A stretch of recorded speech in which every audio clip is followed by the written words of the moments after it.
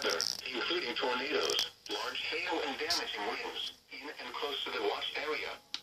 While severe weather may not be imminent, persons should remain alert for rapidly changing weather conditions and listen for later statements and possible warnings.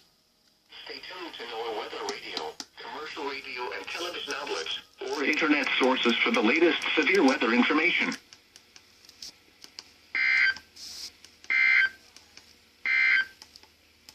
Tornado watch number 64 remains in